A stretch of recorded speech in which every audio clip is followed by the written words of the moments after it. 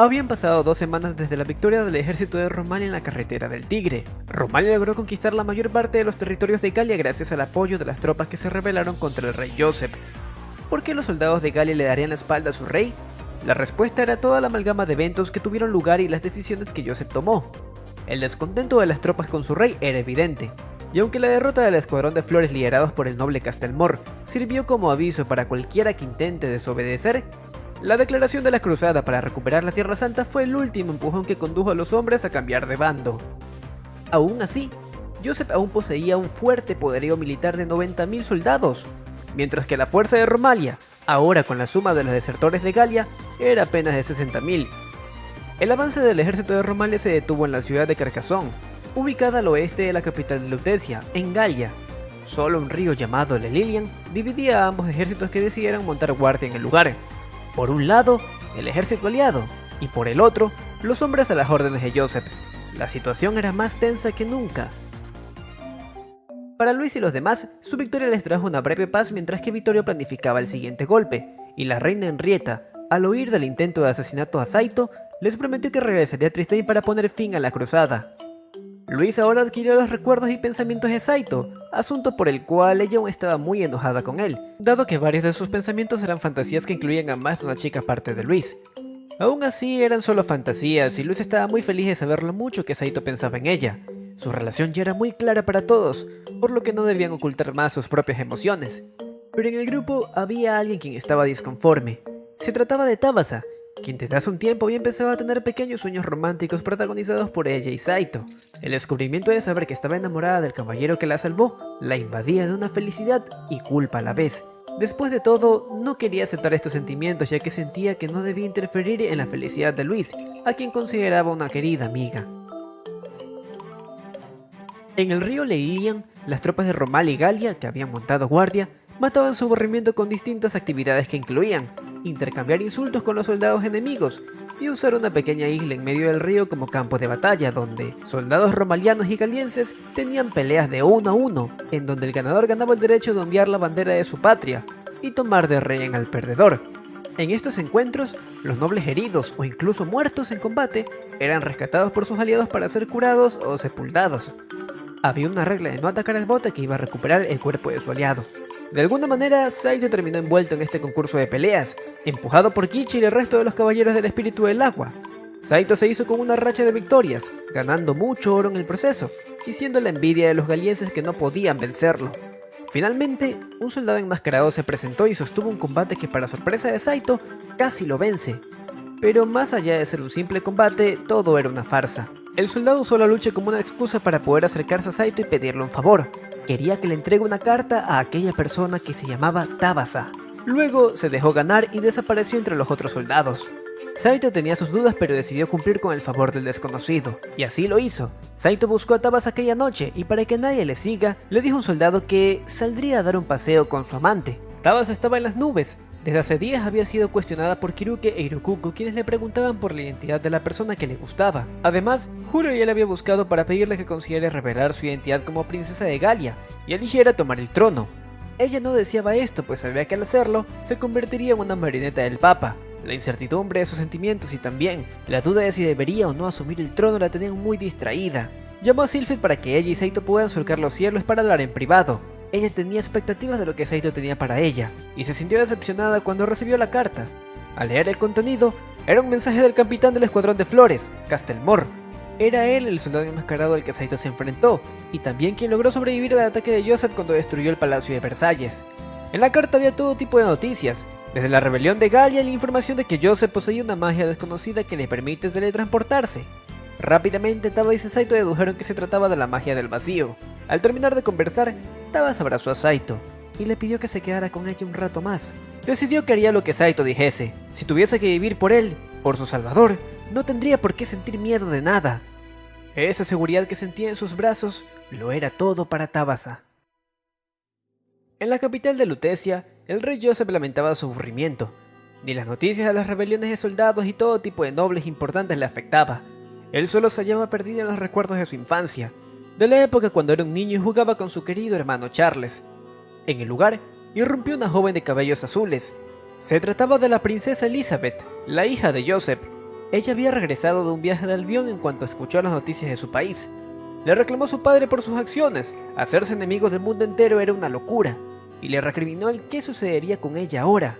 La relación con su padre era muy complicada, por no decir inexistente. Elizabeth no lo odiaba, pero casi nunca tuvo la oportunidad de hablar con él. Desde muy niña tuvo sirvientes que atendían sus necesidades, y ella justificaba la indiferencia de Joseph con sus ocupaciones como rey, además de que con la muerte de su madre se habían distanciado aún más.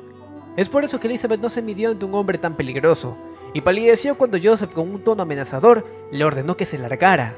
La princesa simplemente salió corriendo del lugar encolerizada. La presencia de Elizabeth fue reemplazada por la de Sheffield, quien le informó a Joseph de que su pequeña investigación había dado frutos. Se dirigieron a un laboratorio oculto donde Vidachel fabricaba un objeto llamado la Joya del Fuego, una esfera que contenía el poder del fuego concentrado. Vidachel no sabía para qué la usaría, y se horrorizó cuando supo que Joseph planeaba detonar las joyas de fuego, usando la magia del vacío explosión, logrando así desatar un poder devastador que no dejaría nada a su paso. De vuelta en la ciudad de Carcassonne, ocurrieron distintas situaciones embarazosas y serias relacionadas a Saito y Luis. Saito recibió una inesperada disculpa de Julio por haber intentado asesinarlo cuando iba a cruzar la puerta del mundo, además de un acuerdo de paz hasta que lograsen acabar con Joseph. Saito aceptó aún dudando de las intenciones del sacerdote. Por el lado de Luis, ella estaba en su habitación muy perdida con sus fantasías. Se logró reconciliar con Saito y en parte fue por el comentario de Saito de desear comprar una casa para los dos. La doble se perdió en sus sueños donde imaginaba por casa un enorme castillo con sirvientes y por supuesto, 0 sirvientas. Saito entró a la habitación solo para contarle sobre los planes de Julio, y ambos recordaron el asunto pendiente que relacionaba la verdad del fundador Brimir. El familiar decidió preguntarle a Delfinger sobre si lo que vio fue real o solo se trataba de un sueño. Para sorpresa de ambos, la espada no solo les dijo que lo que vio fue real, sino que era un fragmento de recuerdo almacenado en las runas de Gandalf. Además, Delfinger les reveló que él conoció a Sasha y a Brimir, comparando el temperamento de la elfa con el de Luis. Delfinger aún no nacía, pero sí tenía recuerdos de las aventuras a las que acompañó a Sasha. Esta ambigüedad en su relato se debía a que ni él mismo podía recordar todo lo que vivió entonces, y la duda era ahora que, si Brimir y Sasha, humano y elfo, tenían una buena relación, ¿qué fue lo que provocó la famosa guerra de Brimir contra los elfos? La respuesta a este acontecimiento podría ser la pieza clave para detener la cruzada del Papa de una vez por todas. Saito y Luis decidieron que serían pacientes a que Henrietta regresase de Tristane y le contarían esta revelación. Esa misma noche, Tabasa fue visitada nuevamente por Saito. El familiar tenía una convicción renovada y le sugirió a Tabasa que acepte la corona y se convierta en la reina de Galia. De esta manera, detendría el inminente derramamiento de sangre. Los soldados galienses no dudarían en traicionar a Joseph si saben que están luchando por la verdadera reina del país. Tabasa tenía muchas dudas del por qué Saito le proponía esto, pero no pudo pensar, pues Saito le dijo algo más. Esta vez, no se trataba de una sugerencia. Saito le dijo que sin importar qué, él la protegería, y no debía temer, porque él en realidad la amaba. Y aunque Tabasa quiso negar lo que Saito le decía, él confirmó estos sentimientos plantándole un beso en los labios. Muy dócil, Tabasa decidió que confiaría en Saito. Si él creía correcto esto, ¿por qué dudar del hombre que amaba? No le importaba nada más. Saito le dijo a Tabasa que debían mantener las apariencias y que en los siguientes días un mensajero llegaría para darle las instrucciones a seguir. Pese a que Luis y Saito esperaban a Henrietta, ella no regresó. Ella decidió actuar en secreto, y cuando regresó a Tristane, pasó noches enteras planificando una serie de propuestas para un plan diplomático que tenía como fin detener la guerra entre Romal y Galia. Ignoró las quejas de los otros nobles, del cardenal y de su madre para dirigirse en compañía de Agnes a la mismísima capital de Lutecia, donde se llevaría a cabo una reunión entre ella y Joseph. Era una locura que fuera a reunirse con el enemigo, pero Henrietta estaba dispuesta a dar su vida de ser necesario, todo por parar el conflicto. Al llegar, fueron escoltados por Sheffield, quien las llevó con Joseph. Henrietta le entregó sus documentos a Joseph donde le proponía una alianza entre Tristane y Galia, utilizando su poder militar para instaurar en toda Alqueguinia un jefe de estado que reinase sobre las naciones. Y ese jefe de estado sería Joseph. Henrietta le estaba entregando el propio mundo a Joseph, a cambio de que cortase sus relaciones con los elfos y cesara con la guerra. El punto clave de este plan era que una vez Joseph se distanciara de los elfos, Vittorio perdería su principal argumento de impulsar una cruzada, pues sin elfos no habría guerra, así de simple. Pero lo que Henrietta no esperaría es que Joseph no estaría interesado en tomar el mundo. Él bromeó con aceptar solo si Henrietta se casara con él, para luego de inmediato enfatizar que solo estaba interesado en ver cuánta destrucción sería capaz de lograr. No había más que eso. Henrietta, desconcertada, no pudo evitar convertirse en rehén del rey Joseph, cuando Sheffield ordenó a sus gárgolas arrestarlas a ella y a Agnes. Y luego, Joseph decidió que ya era hora de dar el golpe final. A la noche siguiente, Tabasa volvió a ser visitada por Saito, en una muy breve reunión donde compartieron un tiempo de amantes, antes de que el familiar se retirara. Luego, el mensajero del que Saito le habló tocó a su puerta. Se trataba de Julio.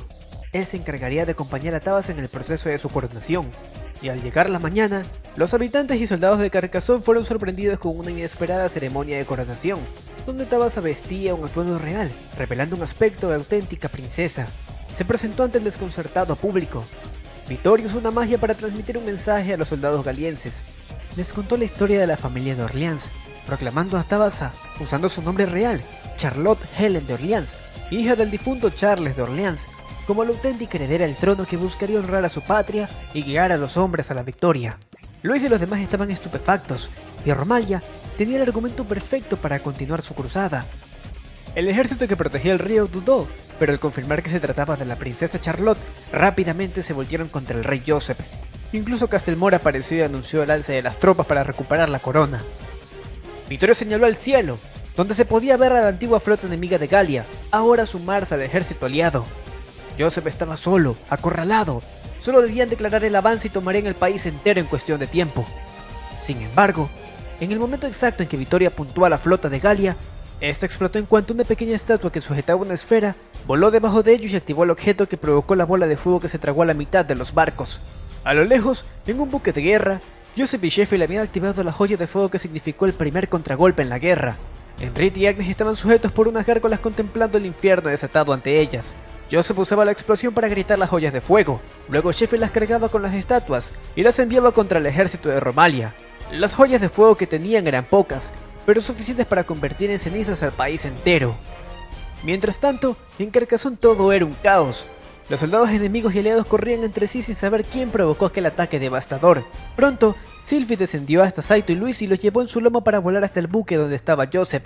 Sylphid entendió muy rápidamente la situación y sabía que solo ellos podían detener al tío de Tabasa. Pero para su sorpresa, Sylphid fue seguida por los paladines de Romalia con la intención de brindar apoyo. Así, Sylphid comandó a los paladines hacia la batalla. Cuando alcanzaron al buque, Joseph estaba recitando el otro hechizo para invocar la explosión y activar la siguiente joya. En ese momento, Luis usó su propia explosión y atacó a Joseph, provocándole un gran daño al mandarlo al volar contra una pared. La joya rodó por el piso y fue tomada por Henrietta, que se liberó de la gárgola al ser esta aniquilada por el ataque de Luis. Luego, la reina saltó del buque cayendo al vacío. Antes de que Sylphid pudiera salvarla, otra gárgola la interceptó y le quitó la joya de fuego. El dragón logró amortiguar a Henrietta y la salvó en su lomo. La reina le informó a Luis del poder de la joya de fuego y cómo debían detener su activación sin importar qué. Sheffield envió sus gárgolas para proteger a Joseph y los paladines le enfrentaron. Saito vació el cartucho de una AK-47 que tomó de la armería de Romalia para disparar contra las otras gárgolas y así la batalla continuó. Cuando finalmente llegaron hasta Joseph, él se lleva recitando nuevamente el hechizo de explosión para detonar la joya de fuego. Saito saltó del lomo de Sylphid y cayó sobre la cubierta para enfrentar de una vez por todas al rey Joseph. Sin embargo, Sheffield se interpuso en su camino y utilizó cerca de 20 gárgolas para detener a Saito. Parecía tener ventaja pues las gárgolas estaban reforzadas con magia de agua que les permitía regenerarse. Pero en cuanto Saito supo de esto, resolvió usar la pistola obsequiada por Julio para dispararle a Sheffield en el hombro. La herida fue profunda y al perder el control, las gárgolas de Sheffield se desactivaron. Con ella fuera, Saito finalmente llegó hasta el rey Joseph. Saito utilizó la pistola para intentar dispararle a Joseph, pero él reveló su magia del vacío, aquella con la que se teletransportó de un lado a otro esquivando cada una de las balas. Se trataba de la magia acelerar, hechizo del vacío que lograba volver a Joseph tan rápido que desaparecía a la vista. Joseph sacó una daga y usando su increíble velocidad, llegó hasta Saito para apuñalarlo a un costado. Saito intentó detenerlo tratando de agarrarlo, pero fue inútil pues la daga estaba envenenada, y pronto paralizó el cuerpo de Saito por completo. El familiar cayó derrotado ante sus pies. Con su último obstáculo superado, Joseph se dispuso a activar la joya de fuego que aniquilaría con todos. El rey había triunfado, su misión por traer el infierno estaba a su alcance. Aún así, él se sentía vacío, y extrañamente, había esperanza en su deseo. Esperanza por lograr sentir dolor cuando viese el infierno en el que convertiría todo. Ansioso, recitó las palabras del hechizo explosión una vez más. Y en ese instante, el rubí de tierra en su dedo brilló por completo. Joseph fue tragado por ese brillo y un sinnúmero de recuerdos y visiones fluyeron en su mente. Ya no se encontraba en la cubierta del buque, todo a su alrededor desapareció, y fue reemplazado por la habitación de su padre en el Palacio de Versalles. Joseph, por instinto, se ocultó detrás de una cortina sin entender nada. De repente, en la habitación apareció nadie más y nada menos que su difunto hermano Charles, el padre de Tabitha. El duque se acercó al escritorio y sacó un cajón violentamente, tomando un anillo que él reconocía muy bien. Era el rubí de tierra. Charles abrazó el rubí y empezó a llorar y maldecir el no haber sido elegido como rey de Galia. Joseph entendió dónde estaba. Era la habitación de su padre, el día donde él, antes de morir, lo eligió a él como próximo rey del país. Lo que vendría después sería la guerra civil que daría como resultado el asesinato de su hermano. ¿Pero por qué estaba allí? Una voz sonó en su cabeza. Era el Papa Vittorio. Joseph le reclamó por usar magia con él y crear estas ilusiones, pero el Papa le dijo que no era una ilusión. Él solo usó su magia del vacío, registrar, hechizo que le permitía desbloquear los recuerdos hallados en los objetos. Lo que Joseph estaba viendo eran los recuerdos de Charles de aquel día. Y así Joseph descubrió que su perfecto hermano Charles en realidad era celoso. No era el noble intachable que parecía ser, solo un joven que confesó buscar ser mejor que su hermano toda la vida por desear ser rey. Esa envidia, esos celos, provocaron que Joseph saliera de su escondite y corriera a abrazar a su hermano. Charles se sorprendió e intentó negar sus palabras, pero Joseph lo consoló. Lo que más había deseado se volvió realidad: poder ver angustia en el rostro de su hermano. Su corazón se inundó de alivio y felicidad. Joseph le prometió darle su trono, darle todo y ayudarlo a que juntos logren hacer un país mejor. El rey empezó a llorar junto a su hermano, aquel a quien en un futuro asesinó, regocijándose en su más profundo deseo finalmente cumplido. Joseph le dijo a Charles que ellos realmente eran los hermanos más tontos posibles en el mundo, y sintiendo su corazón ser liberado del odio y el pesar, Joseph se halló realizado. Tabitha llegó al buque de guerra y arrestó a Joseph en compañía de unos paladines romalianos. Para su sorpresa, Joseph no parecía ser el mismo el que recordaba. No había un atisbo de maldad en su rostro, solo un aura radiante. Joseph le pidió disculpas a Tabitha por todo y le entregó su corona. También le comentó que la última orden que le dio a Abidashal fue de fabricarle un antídoto para restaurar la cordura de su madre. Solo debía pedírsela en cuanto acabe con él. Debía tomar su cabeza. Solo así todo terminaría. Hubieron quejas por parte de Luis y los paladines, pero fue Saito quien recalcó que era su decisión, y sea cual sea, debían respetarla. Tabitha invocó una lanza de hielo preparada para asesinar y cumplir su venganza, pero al final decidió no hacerlo. En ese momento, Sheffield en extremo sigilo tomó la daga de Joseph y la enterró en el pecho del rey, dándole un golpe mortal. Ella los amenazó con la joya de fuego que sujetaba en su mano. Sin importarle la presencia de los demás, Sheffield tomó el rostro de Joseph y besó sus labios cubiertos de sangre, reclamándole suavemente cómo él nunca se dio cuenta de que ella, como una mujer normal, solo deseaba algo tan simple como recibir el amor de la persona que le gustaba. Joseph no contestó, solo hizo apenas una cara contenta antes de exhalar su último aliento. Saito, Luis, Tabitha, Agnes, a quien habían liberado, y los demás paladines decidieron alejarse del buque por el peligro de la joya. A la distancia, el buque se elevó muy alto por el cielo, y luego, la joya fue activada y la nave se consumió por una gigantesca explosión. Tabitha observó la bola de fuego en el cielo, y empezó a llorar con la corona de su tío en sus manos. Sabía que ella jamás podría olvidar el odio y la venganza que sentía por Joseph, y jamás sabría por qué su padre tuvo que morir. Nadie podría detener nunca sus lágrimas. La victoria de Romal y la muerte de Joseph permitieron que la coronación de Tabitha continuara sin problemas. Vittorio se encargó de transmitir la noticia de la derrota del usurpador y el regreso de la legítima heredera al trono en una ceremonia donde él ofrecía su discurso al público. Aún había incredulidad en la población, pero solo sería cuestión de tiempo para que todo se calmara. Saito y los demás compartían el alivio de que el enemigo fue finalmente derrotado. El familiar temió del poder del Papa y advirtió a Luis de que no debían confiarse. Aún así podrían relajarse por ahora. Con Joseph y Sheffield muertos, solo existían 3 magos y familiares del vacío, por lo que la profecía de Brimir y los planes de Vittorio no se llevarían a cabo. Lo único que quedaba era la duda de por qué Tabitha decidió continuar con su coronación.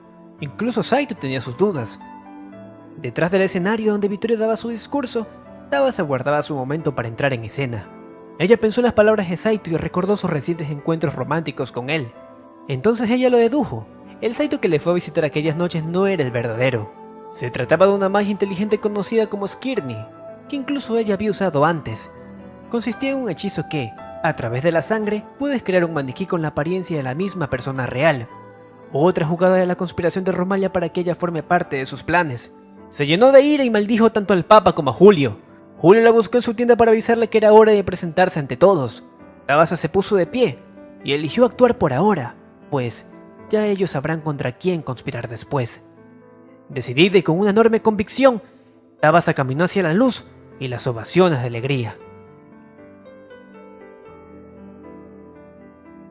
Si te gustó el video, machaca ese botón de like y suscríbete para que puedas visualizar más contenido. Activa la campanita de notificaciones para que YouTube te avise cada vez que suba un nuevo video. Si tienes una opinión que quieras compartir, siéntete libre de colocarla aquí abajito en la caja de comentarios. Sin más que decir, esto ha sido todo por el día de hoy.